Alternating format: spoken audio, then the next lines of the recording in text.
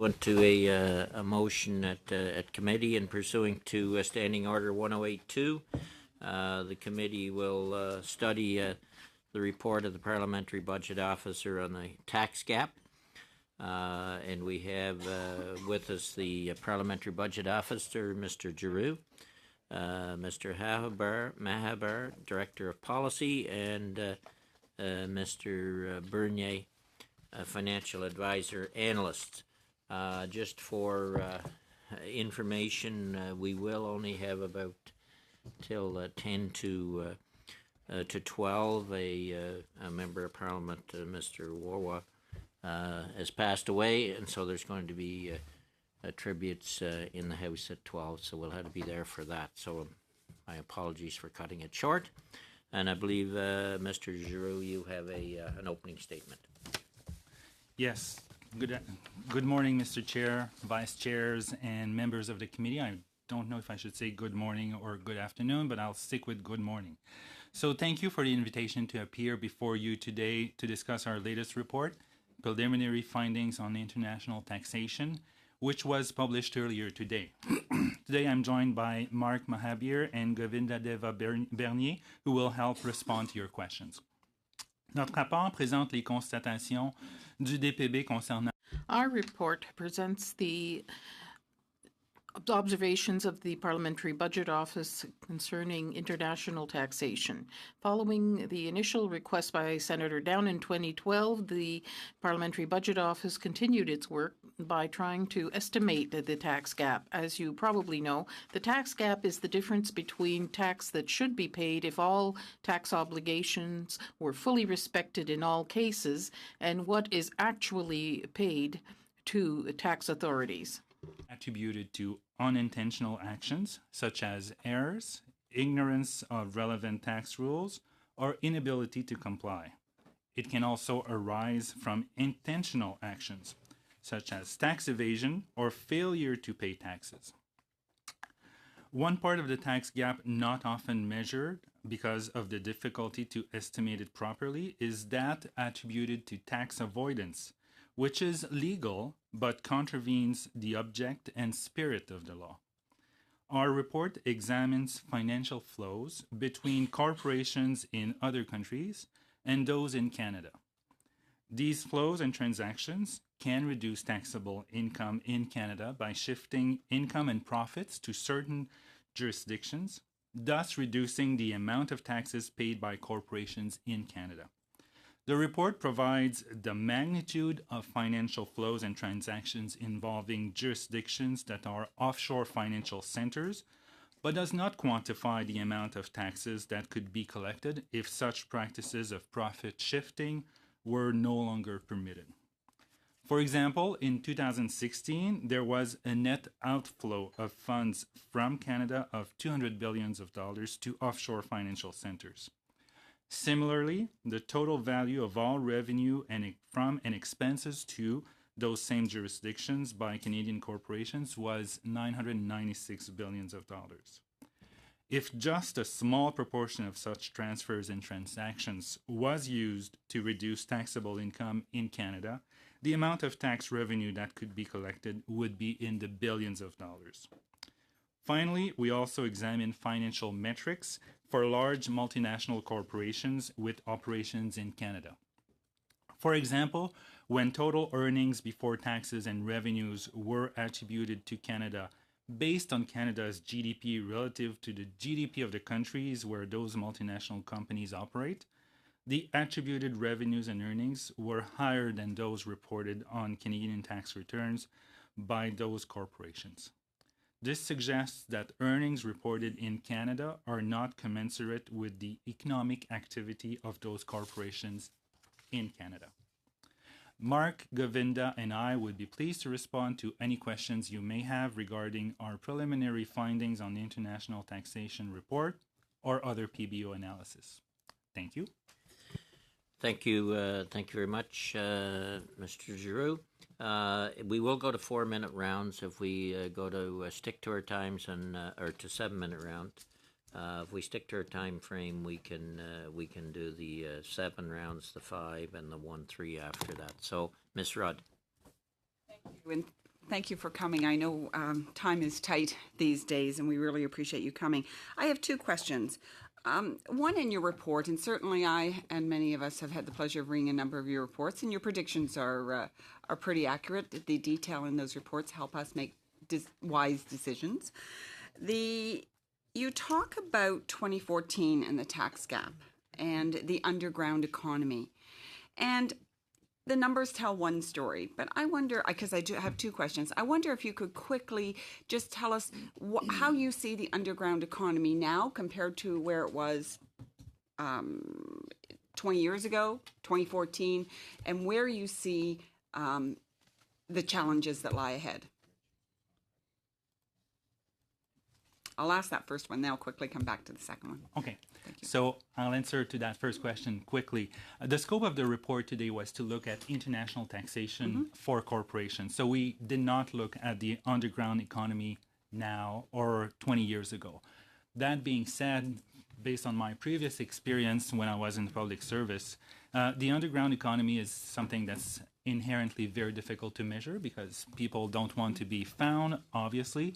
But with the advent of new technologies and the shift to more electronic payments as opposed to cash transactions, one can reasonably assume that the underground economy is not necessarily more prevalent than it was 20 years ago. For that very reason, you now see more and more businesses accepting cash only, electronic transactions only, and not using cash anymore. And you see that among individuals as well. It's not uncommon for acquaintances and friends of ours to have only plastic in their wallet.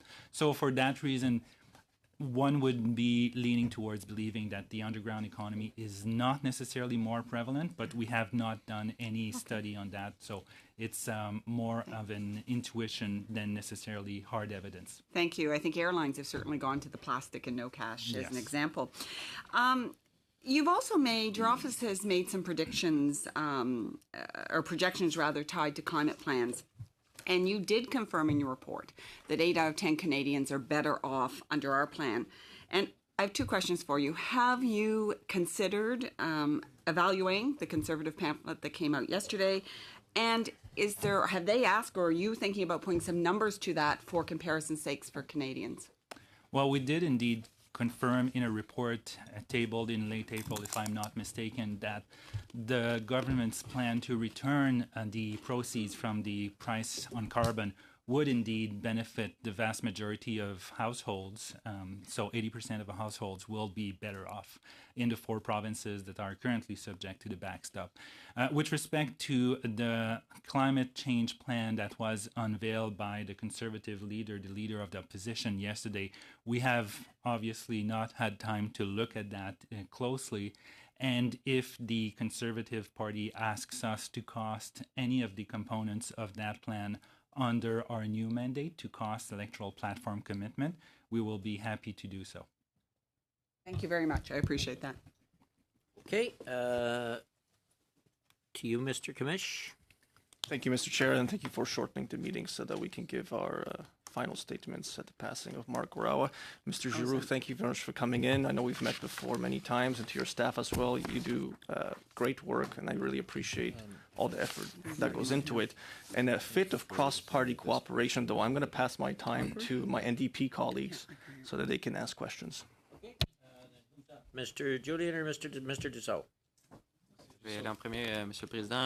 I'll go first, Mr. Chairman. Thank you, Mr. Giroux, for your work and that of your colleagues. I know you've been working on this file for many years, and you didn't necessarily get great cooperation from the CRA to gain access to the data on which you base this report. You have other sources, of course, for that data. My first question is about electronic transfers, because you did mention international e-transfers. So can we say that there $628 billion is the value of such transfers on the grey and black lists of the EU? Can you give us an an indication of what those lists are and the value of that $628 billion in transfers to or from Canada, given the GDPs of these countries on the gray and black lists. For these more detailed questions, I'll turn to Govinda and Mark, who can give you the list of these countries. But I would say that electronic transfers to these jurisdictions is not the same as the economic activity, as there's no link with the economic trade between these countries and Canada. It's more than purely economic transfers for tangible goods. It's quite obviously a tax issue that justifies those transfers. But with regard to the list of countries, Govinda probably can give you some examples. Yes, thank you for your question. The list we based ourselves on, the EU established it in 2017, and they often add countries. They go from the black list to the gray list and vice versa. Given that most of our data preceded the first list, we felt that the countries on the blacklist were all those who had once been on the blacklist, even if now they've improved some of their transparency practices. At the time of these transfers, that wasn't yet the case necessarily. So at one point, up to 70 jurisdictions appeared on the list. I can't name them all, but as of May 2019, if you look at the blacklist, these are countries such as Belize, the Fiji Islands, Marshall Islands, Samoa, Trinidad and Tobago, Vanuatu, the Virgin Islands, the U.S. Virgin Islands. And on the blacklist, we also saw Bermuda, Barbados, Aruba. So those are the names we hear often when we're talking about tax havens. $628 billion that are electronically transferred to these countries or from those countries to Canada. As Mr. Giroux said, is totally disproportionate to the GDPs of those countries or the economic activities that take place there. I think it's the same thing when you talk about financial centers abroad. There's that other part of your study. We have final and transitional financial centers, but we're talking about $3 billion. So we're talking about trillions, $3 trillion that go through these financial centers. Can you give us an example of these financial centers, a typical example, and what that represents in money transiting to these financial centers proportionally to their size of their economy? I can give you an order of magnitude. 3 trillion, 3,000 billion, that's more than Canada's GDP. These flows of treasury are things that go on more than once a year. They come in, go out. It indicates that there is activity that is absolutely disproportionate to the economic activity of the country. We looked at the Tonga, for example. The GDP is minuscule. It's a tiny island in the Pacific, and the flow of transactions between Canada and Tonga is many times the GDP of that country. There's no economic reason. There's no transaction reason, whether it's goods or services, that could justify flow of that size toward that country or from that country to Canada. It's completely disproportionate. If you consider the GDP of that country, the transactions in goods and services means that it's purely financial or tax reasons. There may be financial reasons, better interest rates, increased security in the banking system. I doubt it, but those are legitimate reasons. But apart from those legitimate reasons, there are very few reasons that would justify a transfer of so much money to a tiny little country, except for tax reasons. Well, exactly. And I think that's the syndrome of an economy that is globalized and the advent of the internet, which means transactions are done in milliseconds and go to these financial centers in a few seconds and then end up in another country. They are just hubs, really. The funds go through them for financial or tax reasons. Another observation, I may not have much time. Tom gave you their time, 14 minutes between the two of you. So when you want to switch off to Mr. Julian, do so. You're at 7 now. Merci. Puis No, 7. l'autre part Said seven. de cette The other part of this study is operations between corporations. What I noted in these tables principally was the fact that many countries considered tax havens are in the top 10 of operations abroad by Canadian companies that have subsidiaries or dependent companies of some sort. We see that the U.S. is top. That will surprise no one. It's our immediate neighbor. So trade between our countries is very high and totally valid in most cases. But then you see Luxembourg. Perhaps you could give me some idea here. What does Luxembourg have as a GDP? A small European country. What could justify the fact that it's a second country on the list with which we have the most operations?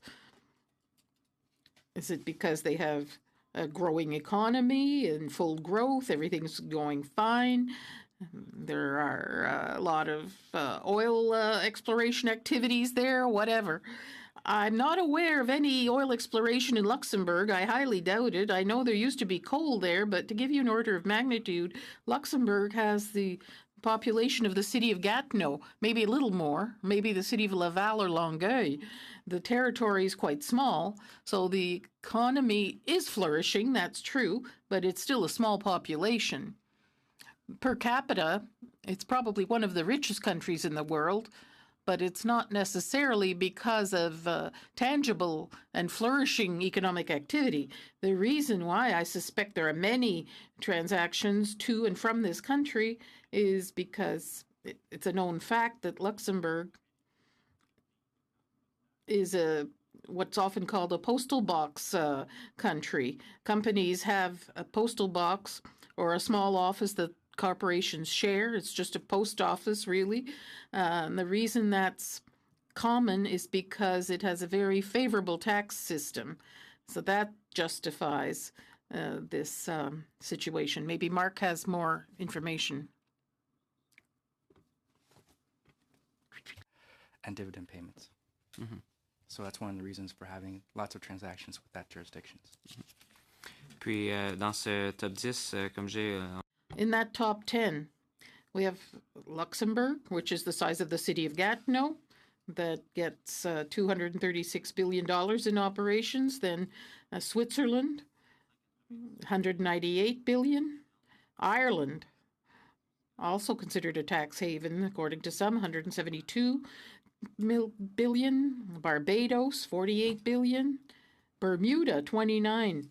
So those are the top 10 countries, which alone represent that amount of money in operations abroad. These are not countries that have an economy that justify the flow of such a huge number of transactions. Can you give us some idea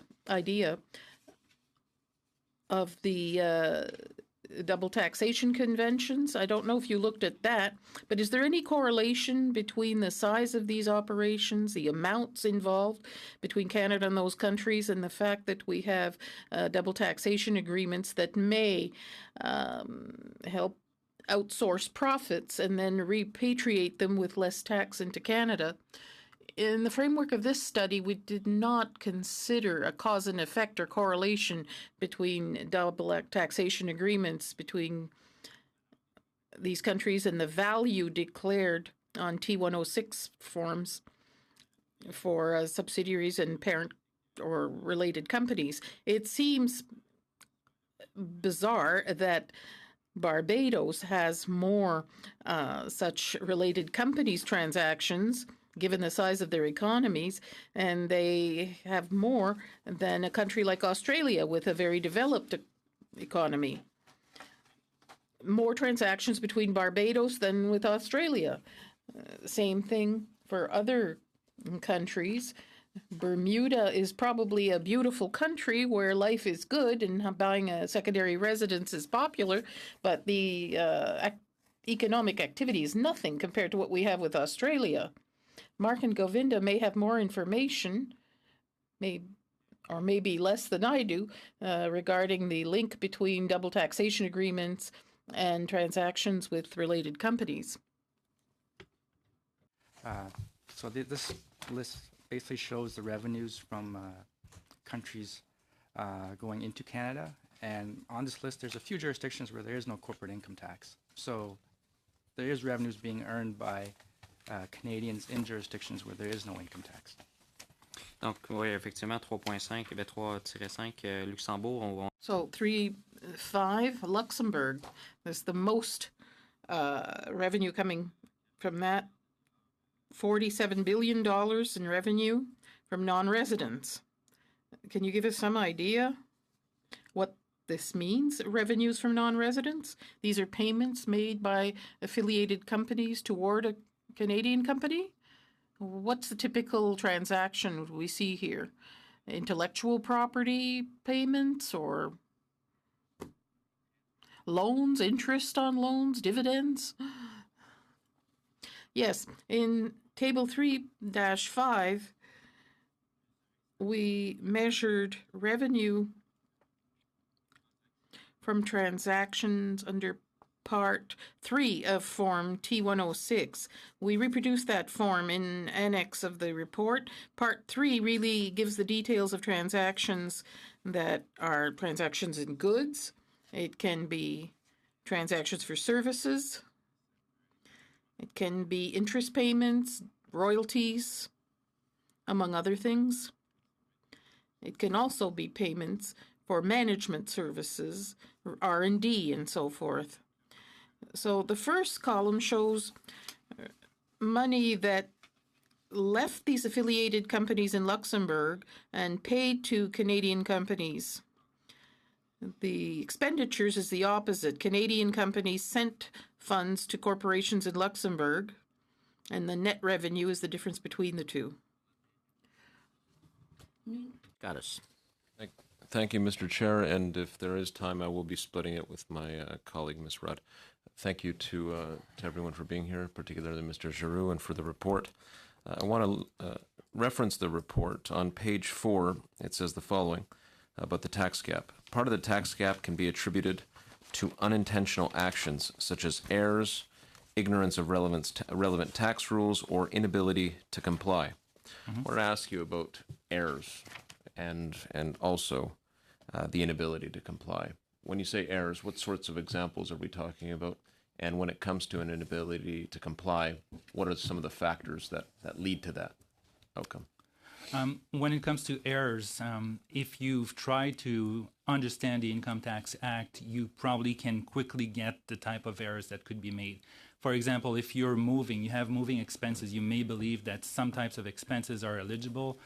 Conversely, you may not know that you can benefit from some types of deductions for moving expenses. I'm talking about personal income taxes. When it comes to corporations, it's very complex what companies can deduct, the type of deductions they're allowed to. So when it comes to tax planning, there could be errors that are made in good faith, forgetting to report some income. I don't mean to interrupt you, but in the interests of time, so what you're talking about here in terms of errors, it indicates to me, I mean, you're really talking about the complexity of the tax code. Mm-hmm. And it could be. perhaps its need for simplification. There would certainly be tremendous benefits to taxpayers in simplification or simplifying the tax code, the Income Tax Act. What are some areas specifically that you would identify in need as being in need for simplification? I haven't looked specifically at that, at specific areas, but what taxpayers frequently mention are deductions for medical expenses, for example, when you're talking about personal income tax, moving expenses deduction, and the sheer number of credits and deductions. That is confusing for people, and that's why a significant portion of individuals need the assistance of tax professionals to file their income taxes. Okay. As far as an inability to comply, what explains that? I mean, what are some factors that why an inability? The loss of receipts or supporting documents. Okay. For example, people who've had their homes flooded or burned to the ground. It's happened. It's a regular, not a regular occurrence, but it happens, unfortunately. That would be one example. Now, as far as the tax gap is concerned, where does Canada rank vis-a-vis other democracies? It's difficult to answer that question because relatively few countries do a comprehensive analysis of their tax gap. I don't imagine that we rank worse than most countries because of the relative strength of our institutions. So it's all relative, and it depends on how you measure the tax gap. Based on my experience, I would say we probably rank middle of the pack, but a good answer could be coming. That's a good question to address to the Department of Finance and the Canada Revenue Agency. Okay, thank you very much. With remaining time, Mr. Chair, I'll pass it along to my colleague. Thank Minutes you. back. Oh, I got my 3 minutes back. Thank you, Mr. Chair. I want to continue on my vein of your report on pricing pollution, because I've read your report and you state that putting a price on pollution is one of the most effective and efficient ways to reduce greenhouse gas emissions. And what's curious to me is that the Leader of the Opposition yesterday said that, in fact, your report said the exact opposite. It said that it doesn't work. And I don't want to suggest the Leader of the Opposition is misleading, but I wonder if you could clarify what your report said.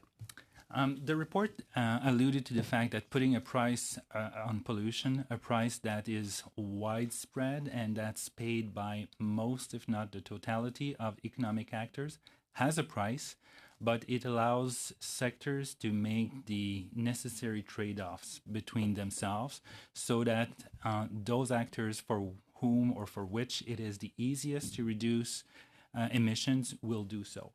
The report also says that there are other instruments that are available to economic actors, individuals, corporations, governments, to reduce emissions, and regulations and subsidies being the two other broad categories of instruments.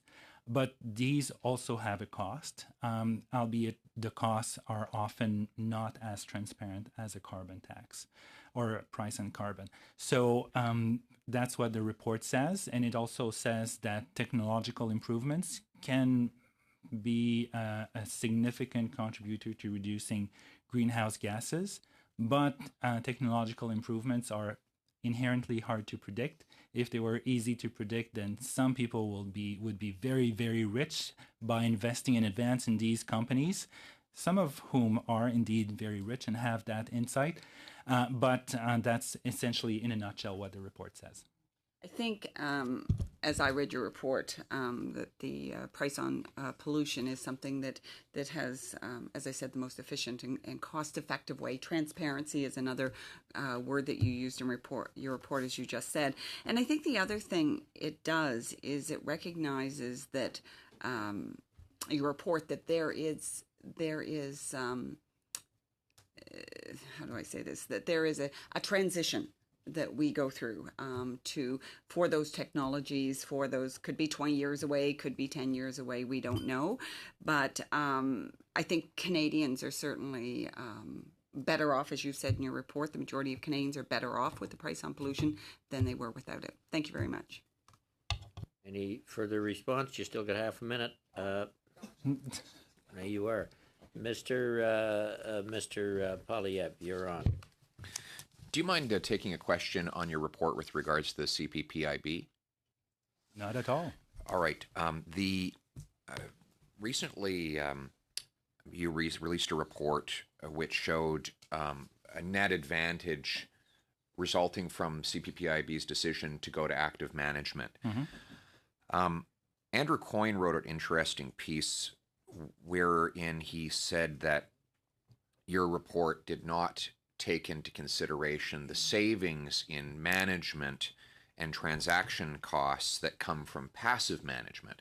I'll just read to you from his article. The return that matters, as any mutual fund investor knows, is not the gross return, but the return net of costs.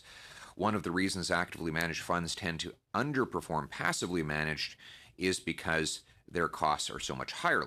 Bizarrely, while the PEBO study deducts transaction costs and management fees, which are now respectively 17 times and 44 times what they were under passive management from the CPPIB's returns, quote, operating expenses were assumed to be the same under either approach.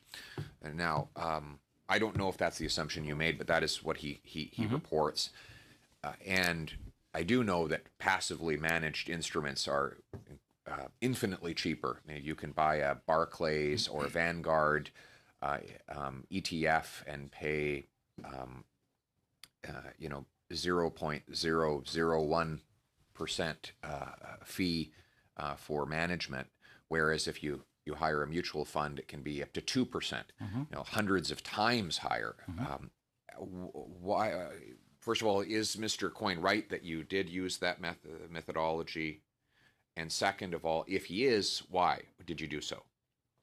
We didn't bring you here for this subject, but you're fine with this subject. Go ahead, yes. Mr. Giroux. Yes, I'm fine. So we looked at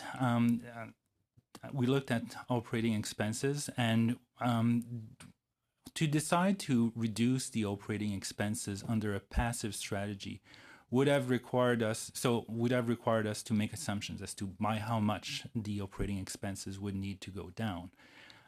They would not be brought down to zero because of the magnitude of funds that are managed.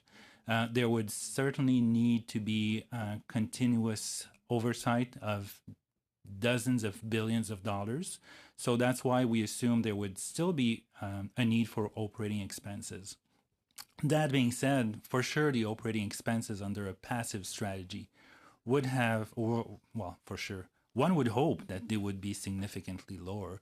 But because it was not possible to determine what quantum would be appropriate, we decided to assume that operating expenses would remain roughly the same. That being said, it doesn't significantly change the outcome or the conclusions of the report because the operating expenses are still a small fraction of the overall assets and of the returns.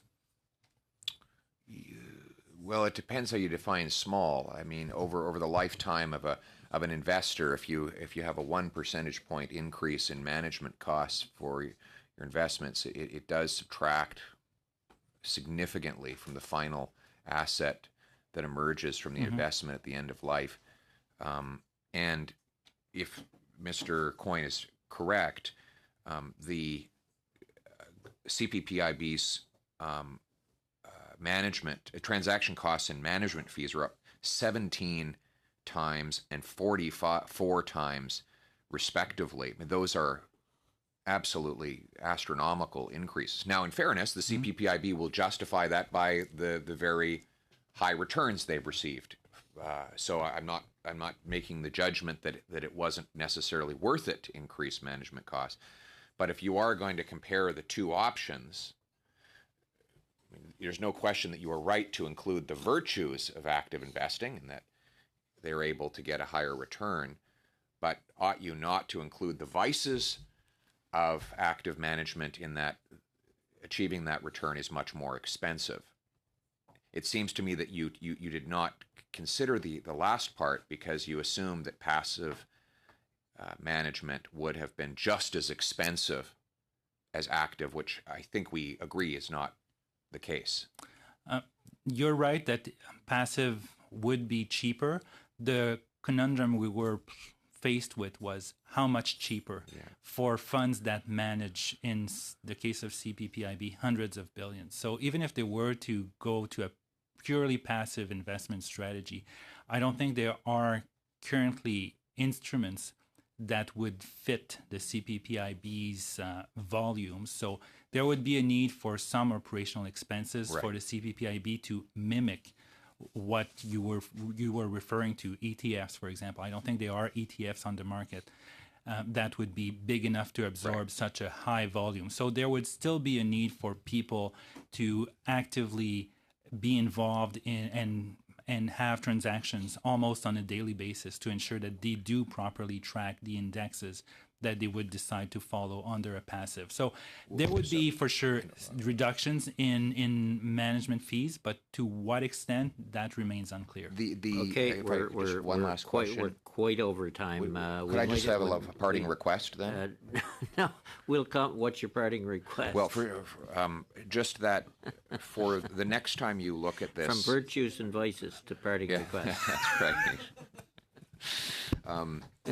Yeah, Sorry, that's right. go. Sorry. My greatest vice today is I'm too loquacious. Oh, okay. But that next time you look at this, that PBO try to find a methodology to at least credit a passive approach for the lower management cost. All of the complications you've just stated, and they are legitimate, notwithstanding, there must be some way, if we're going to compare the two, to give passive management credit for the lower cost of administration, transaction, and management that it brings. And my request as a parliamentarian is that on the next time you do this calculation, that you take that into account. Up for consideration by the PBO. Mr. Thank you, sir. Sabara, and who are we coming back to over here? Mr. Julian, okay. Mr. Sabara. Thank you, Mr. Chair. I do want to start off very quickly with acknowledging the passing of MP Mark Warwa.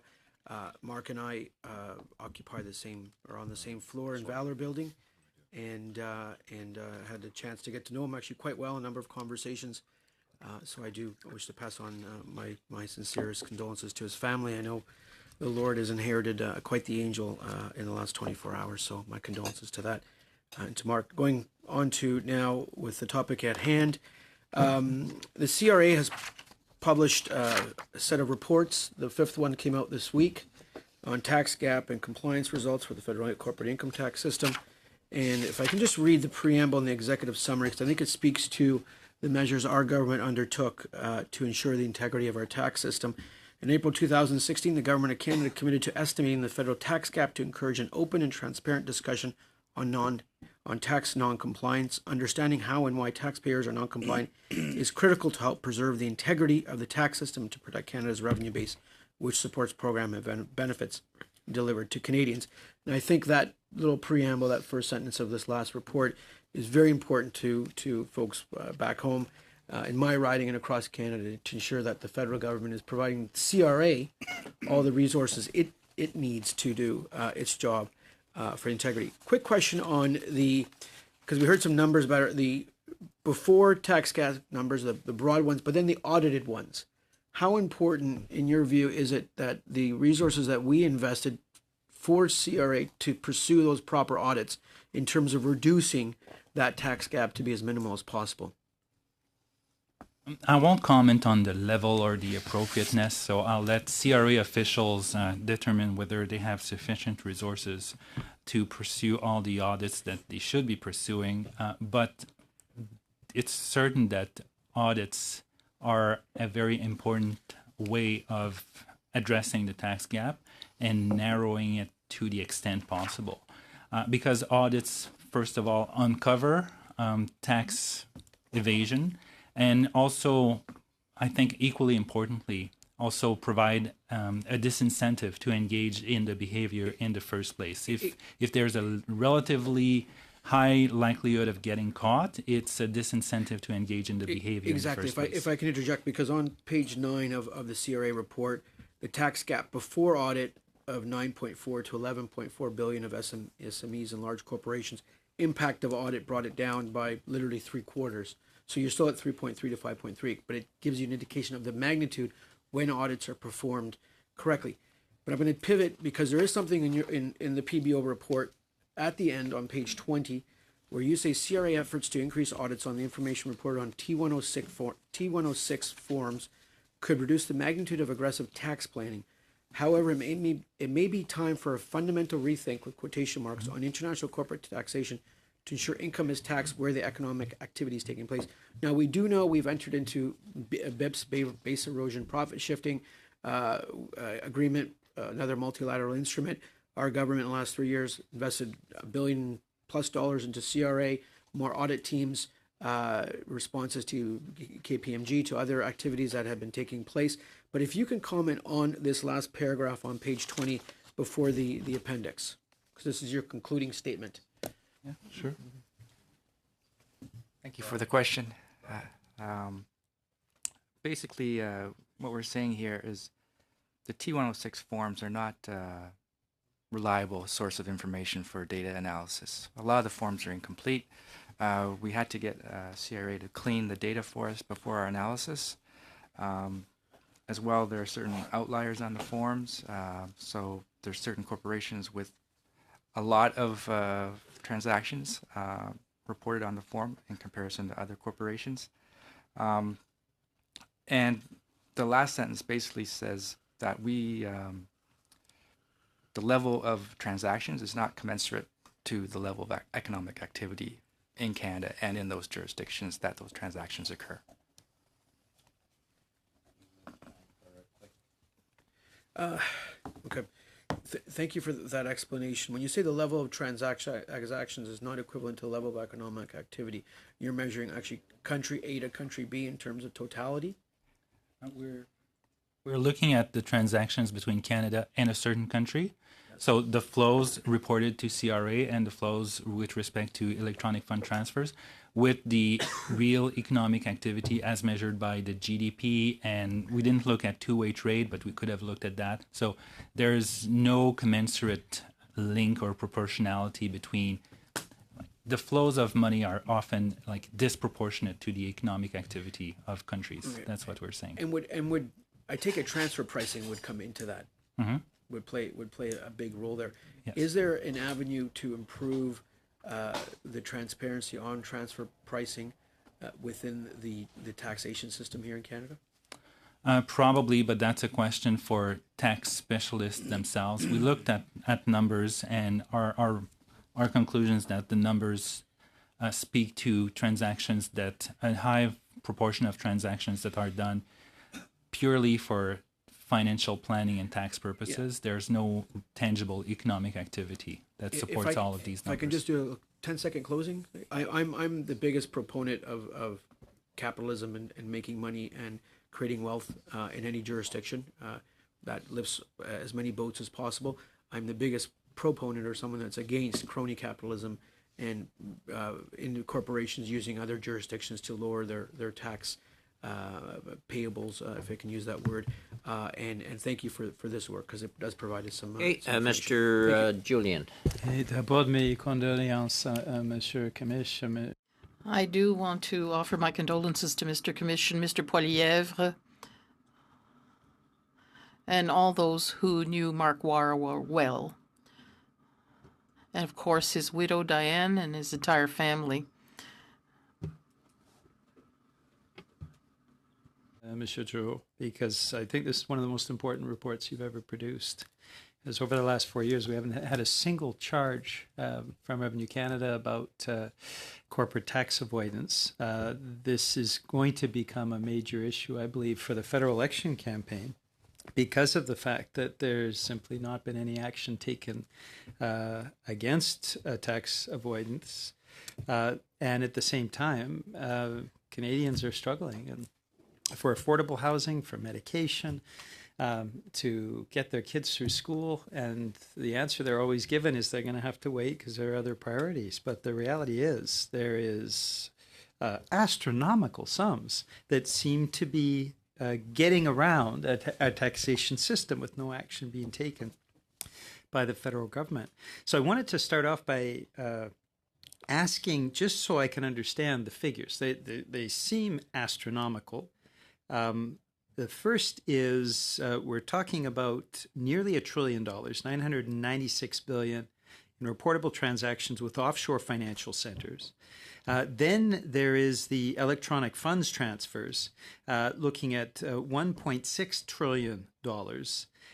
How much overlap is there between the reportable transactions at nearly $1 trillion and the $1.6 trillion?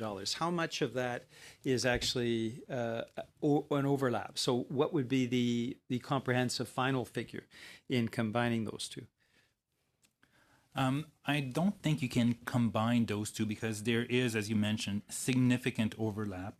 One would hope that all of the transactions between Canada and the OFC, as reported on the T106, have been captured by Canadian financial institutions that have to report any transaction out or into Canada of more than $10,000. So there should be quite a bit of overlap if the system works. So the amount reported on the T106, if we take that at face value, that corporations have been honest and fully transparent in reporting their transactions with affiliates, in my opinion, is probably the most reliable because the EFT amounts are probably including transactions from corporations and with corporations that may have little to do with affiliates. So it could be pure economic transactions, but no one can be sure.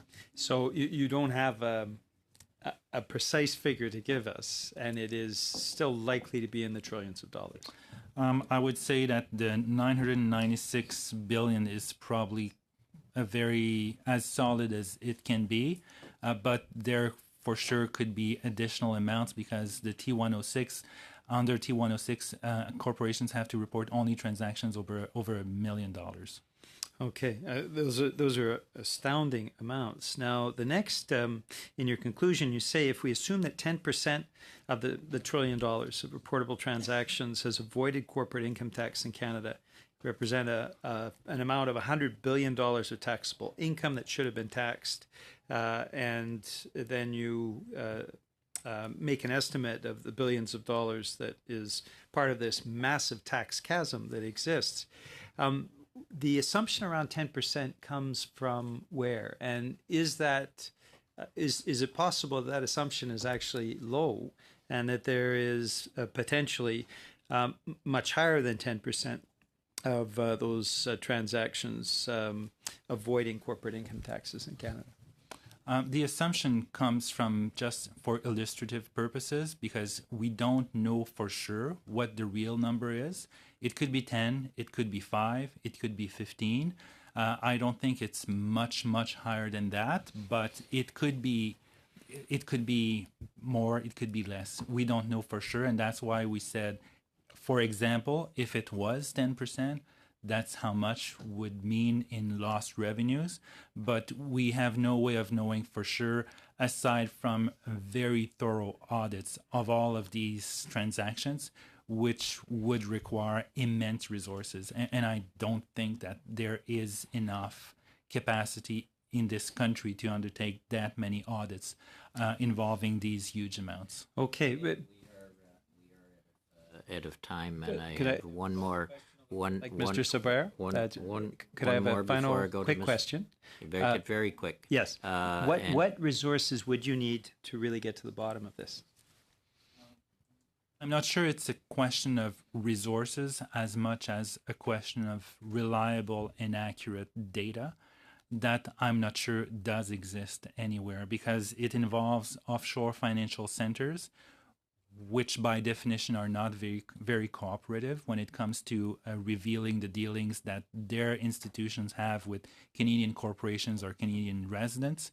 So I think it's a matter of trying to get the appropriate data. In a parallel that I sometimes make is trying to estimate the business, the amounts that the mafia makes. It's very difficult. You can try to estimate it, but you cannot get reliable estimates. Okay, and coming over to Mr. Sabero, but I do want to point out, Mr. Julian, that maybe, I know you're not regularly at this committee, but it might be useful for you to go back to the minister's testimony before this committee, because you did make the statement that the government has not done anything on corporate tax avoidance. That is quite bluntly not true.